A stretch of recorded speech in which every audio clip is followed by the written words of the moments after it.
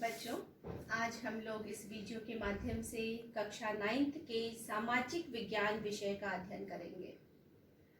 बच्चों, आप लोग क्लास 8 से क्लास 9th में पास होकर के आ गए हैं, तो आप लोगों को पता है आपकी सामाजिक विषय में 4 विषयों का समावेश होता है। वो कौन कौन से विषय हैं ये आप जानते हैं, लेकिन आइए हम आपको एक बार फिर से बता देते हैं कि सामाजिक विषय जो क्लास 9 से आपका सामाजिक विज्ञान हो जाएगा, उसमें सबसे पहले आता है इतिहास, फिर आता है नागरिक शास्त्र, फिर आता है भूगोल और फिर आता है अर्थशास्त्र। तो बच्चों, आज हम लोग आपके विषय सामाजिक विज्ञान के अंतर्गत इतिहास खंड के प्रथम पाठ फ्रांसीसी क्रांति के बारे में अध्ययन करेंगे। बच्चों, फ्रांसीसी क्रांति में जो यह क्रांति शब्द है, इस क्रांति का अर्थ क्या है? क्या क्रांति एक दिन में हो जाती है? नहीं बच्चों, क्रांति कभी भी एक दिन की सोच का परिणाम नहीं होती। अगर हम किसी भी देश की क्रांति को देखें, चाहे वो अमेरिका की क्रांति हो, चाहे वो रूस की क्रांति हो, चाहे वो भारत की क्रांति हो, तो हम देखते हैं कि ये क्रांति उस देश की जनता द्वारा वर्षों से सहे जाने वाले अत्याचार, उस देश में व्याप्त भ्रष्टाचार, शासक की मनमानी, भूख, जाति, धर्म व वर्गों के भेदभाव से निकल कर आता है। वर्षों से जनता के मन में उठ रहे विद्रोह का सागर जब ज्वार भाटा बन जाता है, तो जनता क्रांति की राह पर आ जाती है। बच्चों, फ्रांस की क्रांति विश्व की एक महान क्रांति थी, जिसने संपूर्ण विश्व में समानता, स्वतंत्रता तथा बंधुत्व जैसी एक नवीन विचारधारा की शुरुआत की। फ्रांस में औद्योगिकरण के बावजूद वहां के साधारण वर्ग की स्थिति बहुत दयनीय थी। राजाओं की निरंकुशता, अयोग्यता आदि ये सभी कारण थे जिसने फ्रांस में जिन कारणों से फ्रांस में क्रांति आई, या जो फ्रांस की क्रांति के कारण बने। यह क्रांति कब हुई? यह क्रांति 14 जुलाई 1789 को बास्तील की घटना से प्रारंभ होकर 18 जून 1815 को वाटरलू के युद्ध के साथ समाप्त हुई। अब आइए फ्रांस के समाज के बारे में भी हम लोग थोड़ा जान लें कि जब ये फ्रांसीसी क्रांति हुई तो उस समय फ्रांस का समाज कैसा था। जैसा कि हम सभी जानते हैं, अभी आप छोटे हैं इसलिए आपको हो सकता है ये बात अभी आपने नोटिस ना किया हो, लेकिन हर देश के समाज में कुछ वर्ग पाए जाते हैं। जैसे हम इसको साधारण भाषा में समझ सकते हैं, उच्च वर्ग, मध्यम वर्ग, निम्न वर्ग। उसी तरह फ्रांसीसी समाज में भी 3 तरह के वर्ग पाए जाते थे, जिन्हें स्टेट कहा जाता था। तो आइए सबसे पहले हम देखते हैं, वहां भी 3 तरह का था, प्रथम स्टेट, द्वितीय स्टेट और तृतीय स्टेट। तो सबसे पहले हम प्रथम स्टेट पर आते हैं। इस वर्ग में फ्रांस के पादरी वर्ग आते थे, जिन्हें जन्म से ही कुछ विशेष अधिकार प्राप्त होते थे, और इसके बाद चर्च की अपनी सरकार होती थी, उसके अपने कर्मचारी होते थे, और चर्च किसानों से टाइद नामक धार्मिक कर वसूलता था। और बच्चों, इसी कारण फ्रांस का जो समाज था, वहाँ पे चर्च जो है वो बहुत धनवान होते थे, पादरी बहुत धनवान होते थे, बड़ी विलासितापूर्ण जिंदगी वो जिया करते थे। दूसरा, अब हम आते हैं द्वितीय स्टेट पर। इस वर्ग में धनी और कुलीन व्यक्ति शामिल थे, जो जनता का शोषण करते थे। इन्हें राज्य को दिए जाने वाले करों में छूट दी गई थी, और इन्हें भी कुछ विशेष अधिकार प्राप्त थे, यहाँ तक कि ये जनता से भेंट इत्यादि लिया करते थे। बच्चों, आपका तृतीय स्टेट। तृतीय स्टेट में इसमें बड़े व्यवसायी, व्यापारी, कर्मचारी, वकील इत्यादि आते थे। बच्चों, 18वीं ही शताब्दी में फ्रांस के समाज में एक मध्यम वर्ग का उदय हुआ। ये वर्ग उद्यमियों का था, व्यापारियों का था, और इसमें डॉक्टर, इंजीनियर, वकील इत्यादि आते थे जो शिक्षित थे। और अगर हम आगे चलकर देखेंगे कि इस वर्ग ने फ्रांस की क्रांति में महत्वपूर्ण भूमिका निभाई। अब हम आते हैं कि फ्रांसीसी क्रांति की आखिर शुरुआत कहाँ से हुई। तो इस क्रांति की शुरुआत यहाँ के फ्रांस का जो कुलीन वर्ग था उन्हीं के द्वारा हुई। इसका मुख्य कारण फ्रांसीसी सम्राट ने देश की वित्तीय स्थिति को सुधारने के लिए जो कुलीन वर्गों को विशेषाधिकार प्राप्त था उसको इन्होंने समाप्त करने का प्रयास किया, जिसका कुलीन वर्ग ने विरोध किया। और फ्रांस में वित्तीय स्थिति क्यों आई बच्चों, ये भी जान लें, आगे भी हम इसको देखेंगे कि जब अमेरिका और इंग्लैंड में युद्ध हुआ तो इंग्लैंड से बदला लेने के लिए फ्रांस ने अपने सैनिकों को अमेरिका के साथ इंग्लैंड से लड़ने के लिए अमेरिका के पक्ष में भेजा, और जिसका परिणाम ये हुआ कि उसे बहुत ही वित्तीय हानि हुई। फिर अकाल पड़ना, एक 1788 में फ्रांस में बहुत बड़ा अकाल पड़ा था। ये भी एक कारण था फ्रांस की वित्तीय स्थिति का फ्रांस की वित्तीय स्थिति को डावाडोल करने में। तो आइए हम इसके बारे में आगे देखेंगे। अब हम आगे चलते हैं, क्योंकि बच्चों हम बहुत डिटेल में नहीं जा पा रहे हैं, क्लास होता तो हम इससे और डिटेल में इसका अध्ययन करते। अब हम आते हैं कि फ्रांसीसी क्रांति के कारण क्या थे, जो हमारा आज का मुख्य टॉपिक है कि फ्रांस में जो क्रांति हुआ आखिर उस क्या कारण था। तो बच्चों हमने आपको पाठ के शुरू में ही बता दिया है कि किसी भी क्रांति का कोई भी क्रांति एक दिन के सोच का परिणाम नहीं होती है। फ्रांस की जनता भी, वहाँ के शासकों के निरंकुशता, चर्च में जो व्याप्त भ्रष्टाचार था, करों मनमानी कर वसूली और भूख से, इन सब से परेशान हो चुकी थी, और जो फ्रांस की जनता को जिसने क्रांति की राह पर लाया। तो आइए कारणों में सबसे पहले हम सामाजिक कारण पर आते हैं, जिसमें सबसे पहले आपका आता है साधारण वर्ग। साधारण वर्ग, इस वर्ग में किसान, मजदूर, सामान्य शिक्षित वर्ग की जनता आती थी। इस वर्ग के शिक्षित लोगों को, इस वर्ग में यद्यपि शिक्षित लोग थे, लेकिन इस वर्ग के शिक्षित लोगों को भी शासन में भाग लेने का अधिकार प्राप्त नहीं था। फलतः क्रांति प्रारंभ होते ही इस वर्ग ने क्रांति का पूर्ण समर्थन किया। दूसरा आपका है सशक्त होता मध्यम वर्ग। अभी जिस मध्यम वर्ग की बात मैंने की थी, उसी मध्यम वर्ग की बात यहाँ हो रही है। चूंकि इस वर्ग में वकील, डॉक्टर, इंजीनियर, पढ़े लिखे शिक्षित लोग शामिल थे, जो कुलीन वर्ग को देश का राजनीतिक तथा सामाजिक विकास में सबसे बड़ा बाधक मानते। अब आता है आपका सामाजिक कारण के अंतर्गत जो तीसरा कारण है, किसान एवं कामगारों की दयनीय स्थिति। बच्चों, फ्रांस की 80% जनता कृषि कार्य में लगी थी, जबकि वहां की 75% जो भूमि थी फ्रांस की, वो जमींदारों के पास थी। किसानों को बंधुआ मजदूरों की तरह कार्य करना पड़ता था, और ये विभिन्न करों के बोझ तले दबे थे, जिससे ये वर्ग सबसे ज्यादा असंतुष्ट था और सबसे ज्यादा भूखमरी और गरीबी झेल रहा था। अब हम आते हैं फ्रांस के धार्मिक कारण पर। धार्मिक कारण के अंतर्गत सबसे पहले है धार्मिक स्वतंत्रता की कमी।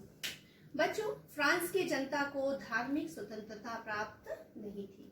यद्यपि यहाँ पे कैथोलिक और प्रोटेस्टेंट, यहूदी सभी थे, लेकिन इन पर अनेक प्रतिबंध लगाए गए थे, जिसमें यहूदी और प्रोटेस्टेंट दोनों ही वर्ग के लोग परेशान थे। अतः इन्होंने भी क्रांति को भड़काने में मुख्य भूमिका निभाई। फिर आपका आता है पादरियों में भ्रष्टाचार। हम लोगों ने पाठ के बीच बीच में ये देखा कि यहाँ के चर्च अलग से कर, राज्य को अलग कर जनता देती थी और चर्च को अलग कर देती थी, धार्मिक कर। तो पादरियों में, इसलिए चूंकि इनके चर्चों में बहुत पैसा था, इसलिए पादरी यहाँ के बहुत भ्रष्ट थे, वो बहुत विलासितापूर्ण जिंदगी जीते थे। फ्रांस की जो सामान्य जनता को चर्च को भी अलग से कर देना पड़ता था, जिसके परिणाम स्वरूप चर्च की जो वार्षिक आय थी वो लगभग 10 करोड़ डॉलर थी। तो फलस्वरूप चर्च के पादरी बड़ी विलासितापूर्ण जिंदगी जीते थे और जनता सबसे ज्यादा इनसे परेशान थी। अब आपका आता है राजनीतिक कारण। यह है आपका कि राजनीतिक क्या कारण थे फ्रांस में क्रांति होने के। तो राजनीतिक कारण में बच्चों, फ्रांसीसी क्रांति के समय फ्रांस का राजा लुई 16 था, जो बहुत ही स्वार्थी राजा था और ये अपने आप को दैवीय अवतार मानता था। लुई 16वां जो था फ्रांस का तत्कालीन राजा, वो बहुत ही हबीब, मैंने आपको बताया कि चूंकि बहुत स्वार्थी था, वो अपने आप को दैवीय अधिकारों से युक्त मानता था और उसका कहना था कि मैं ही राज्य हूँ। इसने अपनी दरबारी और सामंतों को तो कर देने से मुक्त कर रखा था। उन्हें कोई, इनके दरबारी और सामंतों को कोई कर नहीं देना पड़ता था। राज्य के जितने भी सैन्य महत्वपूर्ण पद होते थे वो पैतृक होते थे। और पैतृक आप समझ सकते हैं बच्चों, पैतृक क्या होता है, मतलब पिता से पुत्र, फिर पुत्र से उसके पुत्र में जो जाता है उसे पैतृक कहते हैं। तो यहाँ के जो सैन्य के महत्वपूर्ण पद होते थे वो पैतृक होते थे, जिसके परिणाम स्वरूप सेना में बहुत असंतोष व्याप्त था, जो फ्रांस की राज्य क्रांति का कारण बना। और साथ ही लफायते के नेतृत्व में फ्रांसीसी सेना ने अमेरिकी स्वाधीनता संग्राम लड़ा था, उसमें भाग लिया था, मैंने आपको पहले भी बताया। तो फ्रांसीसी सेना के लिए अमेरिका की क्रांति भी एक बहुत बड़ा प्रेरणा स्रोत बनी कि हम क्यों नहीं अपने देश को अच्छा बना सकते हैं, इंग्लैंड में जो शासन व्यवस्था थी वैसी शासन व्यवस्था क्यों नहीं ला सकते हैं। अब आपका आता है आर्थिक कारण। इसमें सबसे पहला है आपको अमेरिका को सहायता।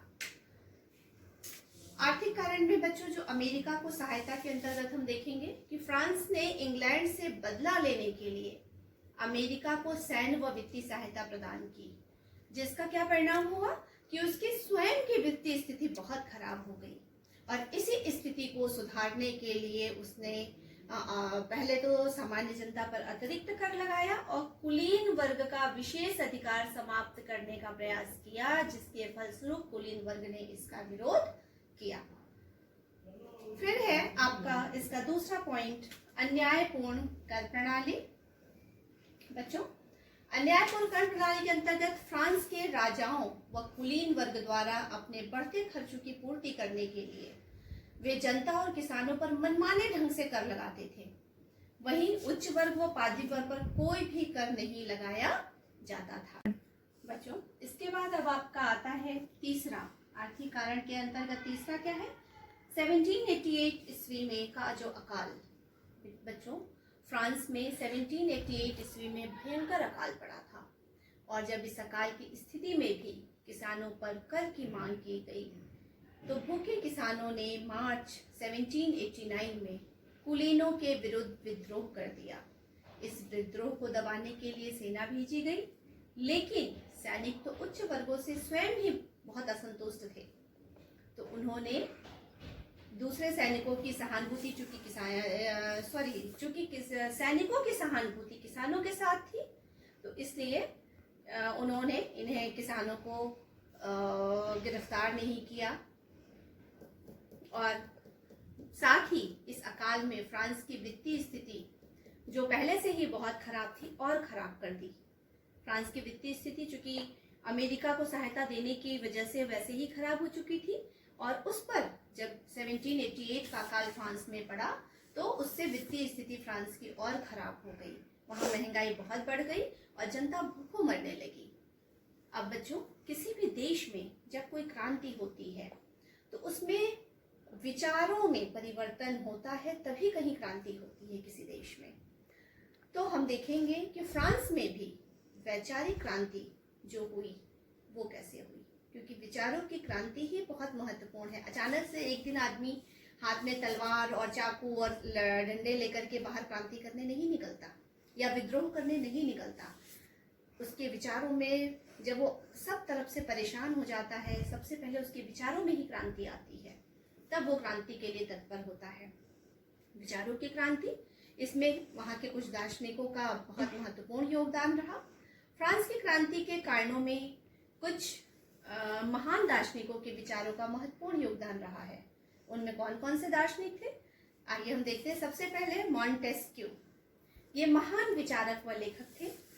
ये गणतंत्रीय लोकतंत्र के समर्थक थे। बच्चों, लोकतंत्र और राजतंत्र के में अंतर तो आपको पता होगा, हमने बार बार जब भी पढ़ाते हैं हम, इसमें आपको 8th क्लास में भी बताया गया होगा। चलिए, अगर आपको नहीं भी पता है तो हम एक बार आपको यहाँ पे फिर से क्लियर करते हैं कि लोकतंत्र और राजतंत्र में अंतर क्या है। बच्चों, लोकतंत्र की सबसे एक अच्छी परिभाषा है जो हम आपको यहाँ बताना चाहते हैं कि जनता का जनता द्वारा जनता पर शासन, ये लोकतंत्र है। और राजतंत्र क्या होता है बच्चों? राजतंत्र मतलब एक राजा, उसके मरने पर उसका पुत्र राजा बन जाता है, उसके मरने पर उसका पुत्र राजा बन जाता है, यानी एक वंश से ही लोग राजा बनते चले जाते हैं, शासक बनते चले जाते हैं, तो इसे राजतंत्र कहते हैं। बच्चों, ये जो मॉन्टेस्क्यू थे, ये राजा को दैवीय अधिकार प्राप्त होता है, ये सब इन सिद्धांतों को नहीं मानते थे। इनकी एक प्रसिद्ध पुस्तक है the spirit of the laws. इसमें इन्होंने अपने सिद्धांतों को बताया है। हम अब चूंकि हमारे पास समय बहुत कम है, तो हम थोड़ा थोड़ा ही इन विचारकों पर, इन दार्शनिकों पर अपने विचार रखते हैं। इसके बाद आता है रूसो। ये भी एक महान दार्शनिक थे। इन्होंने भी फ्रांस की निरंकुश शासन की घोर आलोचना की व लोकतांत्रिक शासन की पुरजोर मांग भी की। इनकी भी एक प्रसिद्ध पुस्तक है सोशल कॉन्ट्रैक्ट, जिसमें इन्होंने कहा भी है कि मनुष्य स्वतंत्र पैदा हुआ है, किंतु प्रत्येक स्थान पर वह जंजीरों से जकड़ा हुआ है। बच्चों, ये जितने भी पुस्तकों के नाम हम आपको बता रहे हैं, इन्हें नोट कर लीजिए, क्योंकि ये बहुविकल्पी में या एक नंबर के प्रश्न में ये पुस्तकों के या तो लेखक लिख के पुस्तक का नाम पूछते हैं या पुस्तक का नाम लिख के लेखक का नाम पूछा जाता है। तो आप अगर यहीं से इन्हें याद करते चलेंगे तो आपको एग्जाम के समय में बहुत परेशानी नहीं होगी। अब तीसरे आते हैं वोल्टेयर। ये एक प्रसिद्ध विचारक व लेखक थे। ये है वोल्टेयर। ये एक प्रसिद्ध विचारक और लेखक थे। ये जन कल्याणकारी निरंकुश शासन चाहते थे। इन्होंने चर्च में व्याप्त बुराइयों की जमकर आलोचना की। इन्होंने भी एक पुस्तक लिखा है लेटर्स ऑन द इंग्लिश नामक जो पुस्तक थी इनकी। बाद में इन्हें इस ब्रिटिश सरकार ने इस पुस्तक पर प्रतिबंध लगा दिया था। इस प्रकार फ्रांस के 1788 का काल, फ्रांस की वित्तीय स्थिति का खराब होना, लुई 16वें का अतिरिक्त कर लगाना, स्टेट जनरल के अधिवेशन में तनाव होना, जिसके कारण लुई 16वें ने सेना एकत्र करने का आदेश दे दिया, जिसका क्या परिणाम हुआ कि पेरिस की जनता भड़क उठी और उसने बास्तील के किले पर आक्रमण कर दिया। तो बच्चों, आपने देखा कि फ्रांसीसी क्रांति का कोई एक कारण नहीं था। इन अनेक कारणों ने मिलकर फ्रांस में क्रांति लाई। बच्चों, अब हम अपने अगले वीडियो में फ्रांसीसी क्रांति के प्रभाव, परिणाम, घटनाएं आदि के बारे में पढ़ेंगे। जैसे आपने पढ़ा, अभी सुना कि बास्तील का किला। तो ये बास्तील का किला एक घटना है जिसे हम आगे विस्तार से बताएंगे कि ये कौन सी घटना थी। तो बच्चों, बस आज इतना ही। धन्यवाद।